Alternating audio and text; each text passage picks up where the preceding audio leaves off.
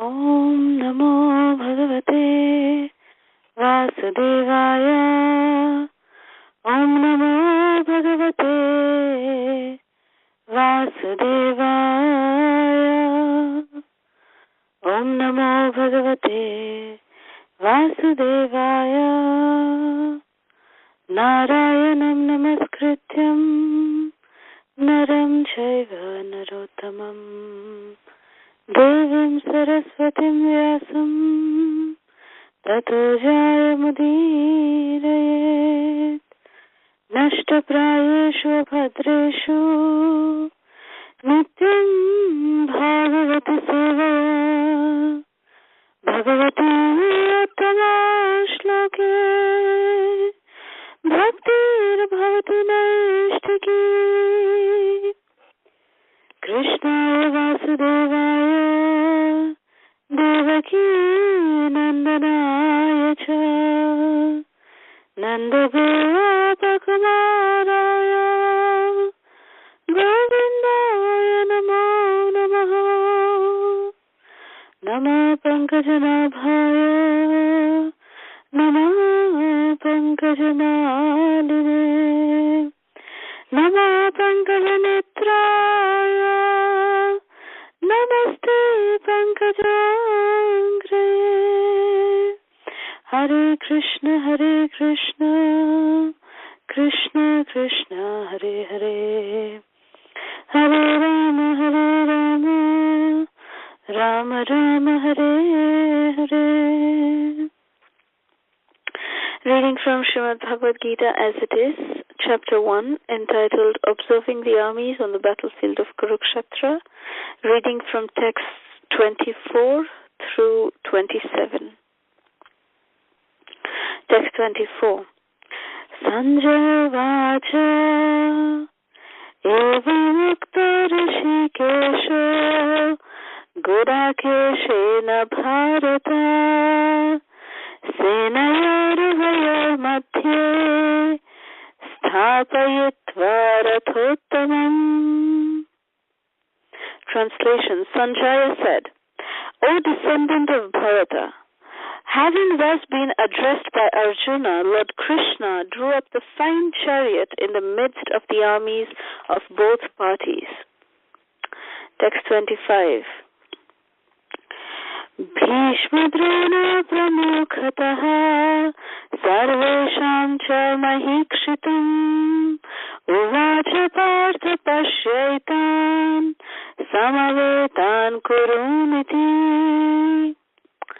Translation. In the presence of Bhishma, Drona, and all the other chieftains of the world, the Lord said, just behold, Partha, all the Kurus assembled here. Text 26. Tatra pasya sthitan Partha Putrinatha Pitamahan Acharyan Matulan Bhratrin Putran Pautran Sakhim Statha Shvasuran Suridaschaiva Senayorubhayorapi. Translation. There, Arjuna could see within the midst of armies of both the parties his fathers, grandfathers, teachers, maternal uncles, brothers, sons, grandsons, friends, and also his fathers-in-law and well-wishers. Text 27. Tan samiksha cha sakanteya sarvan bandhun avasthitan kripaya paraya vishto vishidan ad idam abravit. Translation. When the son of Kunti, Arjuna, saw all these different grades of friends and relatives, he became overwhelmed with compassion and spoke thus. Om Ajnanatimmirandhasya Jnananjana Shalakaya Chakshurunmilitam Yena Tasmai Shri Gurave Namaha. Namam Vishnu Padaya Krishna Prishthaya Bhutale Srimate Radhanath Swaminiti Namine. Namam Vishnu Padaya Krishna Prishthaya Bhutale Srimate Jaya Pataka Swaminiti Namine. Nama Acharya Padaya Nitai Kripa Pradayane Gaura Katha Dhamadaya Nagara Gramatharine.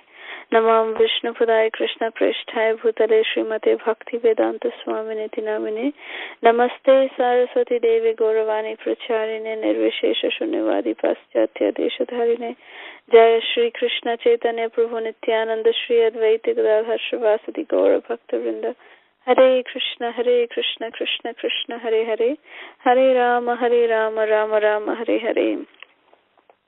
So these verses we had read last time, that how Arjuna, wishing to see who have come to fight, he asks and requests Krishna, his charioteer, to take the chariot in between both the armies, so he could see from the central point, he can see who all have come to fight. Arjuna just wanted to, see one last time before diving into the battle.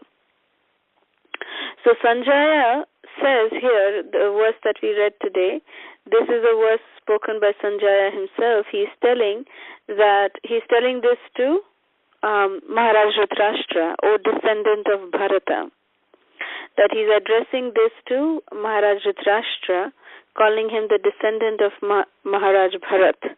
And he's saying, having thus been addressed by Arjuna, Lord Krishna drew up the fine chariot in the midst of armies of both parties. Srila Prabhupada very beautifully explains in the purport a few meanings to the words that is being used here by Sanjaya. Sanjaya very expertly firstly addresses Krishna as Rishikesha. We know very well Rishikesha means one who is the master of all the senses. Rishik means senses, and Esha means master. So Rishikesha means one who is the master of all our senses. So here Srila Prabhupada is saying that although Krishna has taken the position of a chariot driver for Arjuna, but still he is still the Supreme Personality of Godhead. His position has not diminished just because Krishna has taken on the role of a menial chariot driver. Krishna is still the Supreme Personality of Godhead. And also a very significant use of this word is pointed out in the purport by Srila Prabhupada by saying that Krishna knew exactly what is going on in Arjuna's mind. Because Krishna is the master of all the senses, he is master of all that we possess. So being in what is going on in Arjuna's mind, Krishna could very well guess it. That Arjuna is going to be overcome by some kind of duality. That he is going to be confused. He is going to be a little perplexed about the situation. Krishna was able to already understand that. He is the Paramatma in everybody's heart, especially what is happening in the minds of Krishna's dearest devotees. Krishna always knows that. So this is why also Krishna is herein addressed as Rishikesha. And Arjuna, he is addressed as Gudakesha by Sanjaya. Sanjaya addresses Arjuna here as Gudakesha. Gudaka, Srila Prabhupada explains in the purport, it means sleep.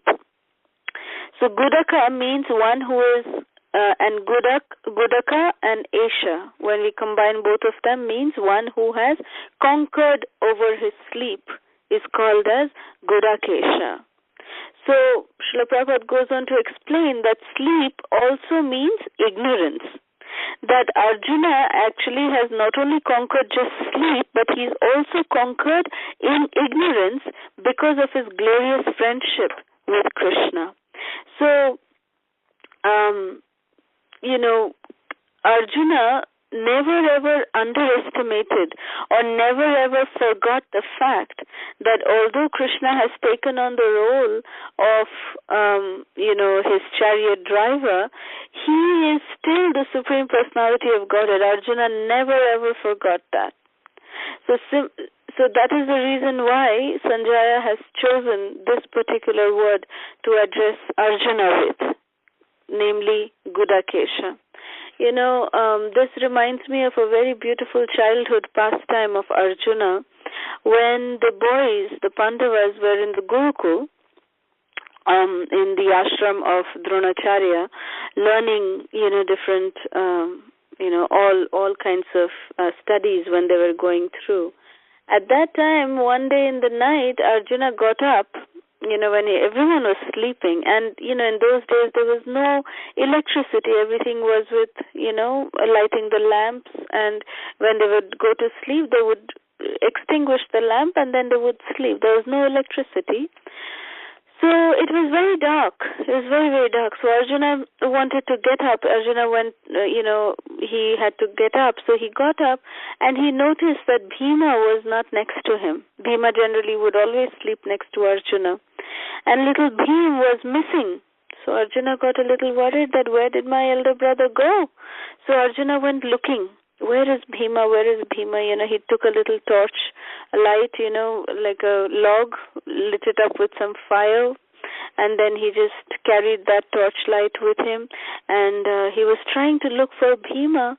And where would he find Bhima? But Bhima was sitting in the kitchen, and he was eating. Because Bhima was very hungry. He would get hungry at the middle of the night. Every night, Bhima would get hungry. He was, as is known, Bhima is known as Vrikodara. He is the voracious eater and the performer of Herculean tasks. So Bhima would eat very much from even his childhood. So Bhima was sitting in the dark, in pitch darkness. He was sitting and he was nicely eating in the kitchen. There was no light at all because he didn't want to wake anybody. So when Arjuna came with the light, Bhima said, "Hey Arjun, turn off the light, turn off the light." And then Arjun said, "Bhim, Bhaiya, what are you doing here? You're sitting and eating in the dark." And then Bhim said, "What to do? I'm feeling hungry. That's why I'm sitting and eating." So then Arjuna said, "My dear brother, tell me one thing. You're sitting in the pitch dark. You can't see your hands, nor can you see the plate of food in front of you. It is all dark. You can't see anything, but still you're picking up every morsel and nicely it is going into your mouth. How are you doing it?" Then Bhim said one thing. He said, "The hand knows that it has to find its way to the mouth. The hand will automatically, whenever some food is kept in the hand, even if you're lying down or with your closed eyes, you will be able to, the hand knows that it has to reach the mouth. It knows very well. The hand doesn't have to look for the mouth, doesn't have to search for the mouth. So you don't have to see," Bhima said to Arjuna. "So therefore, I don't need light when I'm eating." And then Arjun said, very interesting. And then Bhim said, "Well, all you need to do is practice, Arjun, practice.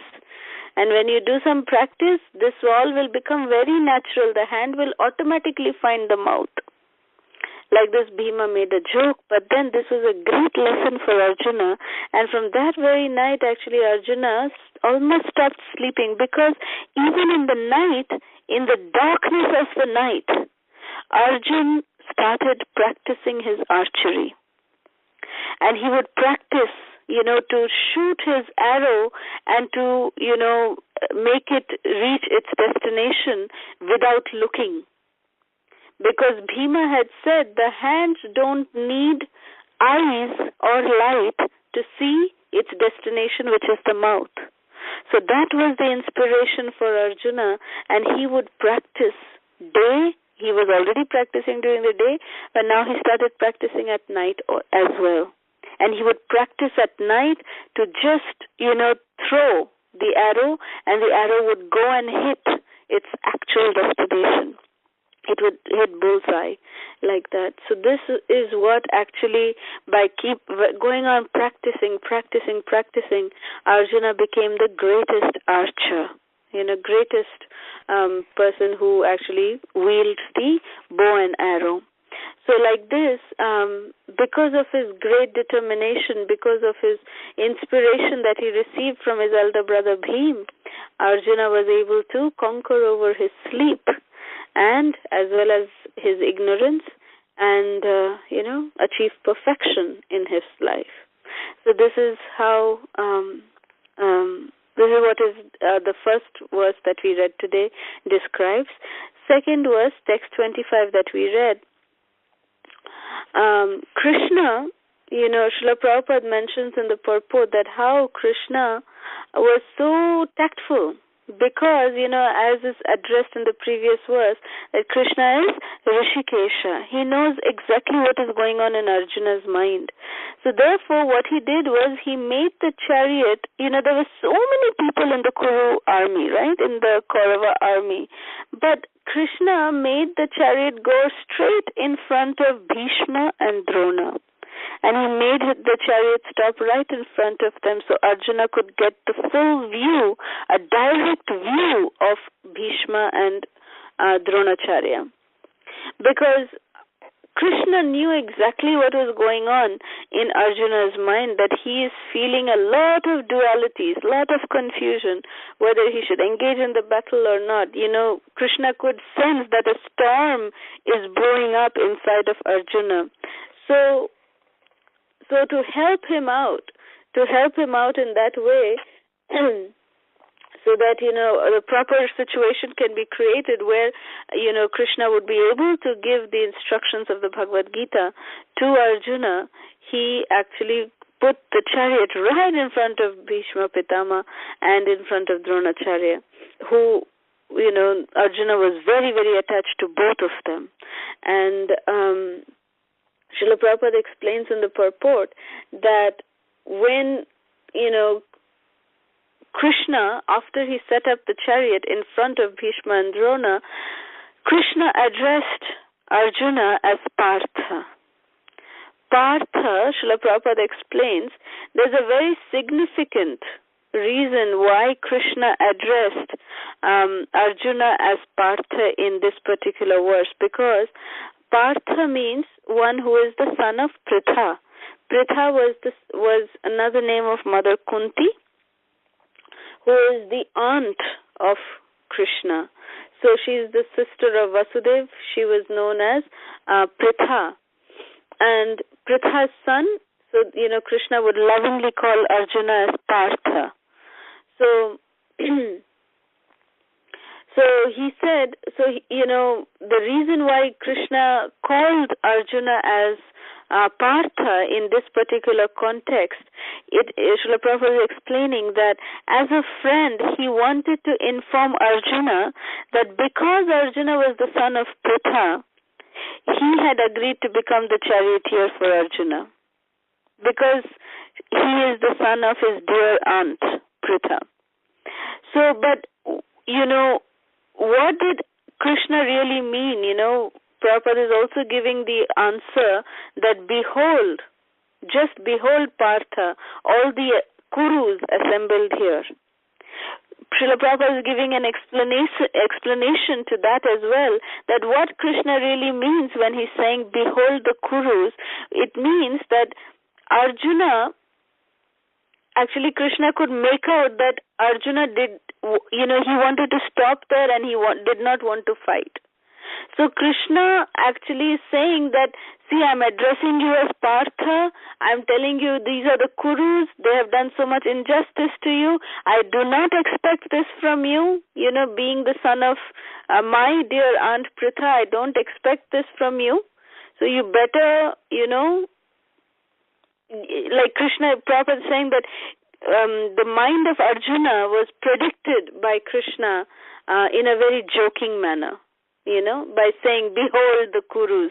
Like as if, Krishna knew what was going on in Arjuna's mind, and he's just saying, see, Partha, you have a great lineage. I am your chariot driver.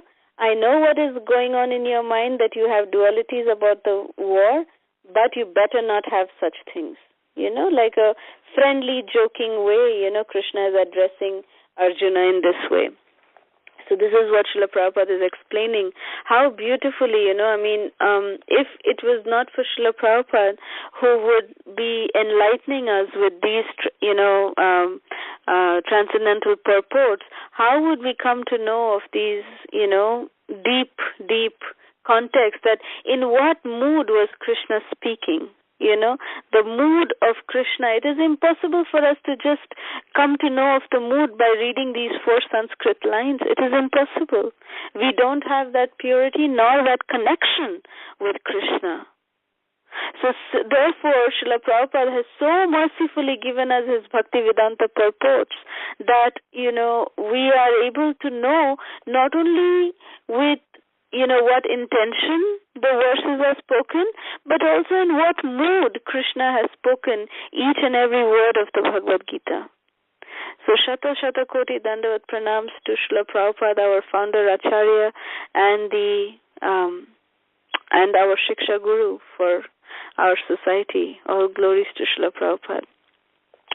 So text 26, the translation says, there Arjuna could see within the midst of the armies of both parties his fathers, his grandfathers, teachers, maternal uncles, brothers, sons, grandsons, friends, his fathers-in-law, and all his well-wishers.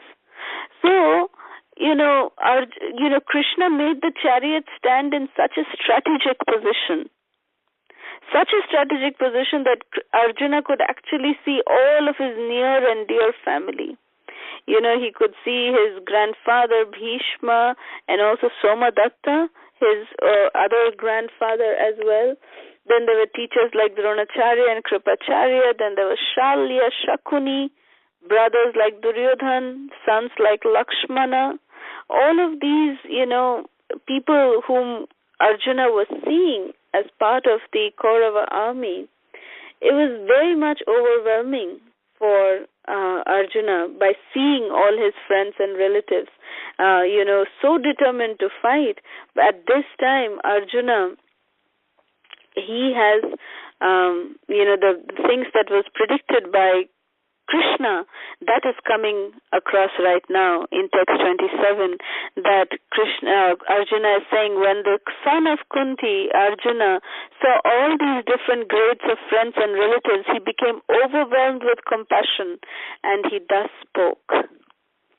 So there are many reasons, but, broadly, next time we will talk about this, that what are the, before we get into this detail, that from text 28 onwards till almost, the next 20-30 verses, Arjuna is giving lot of reasons, lot of very logical, very shastric, very humanitarian reasons that Arjuna is giving that why he should not fight this battle.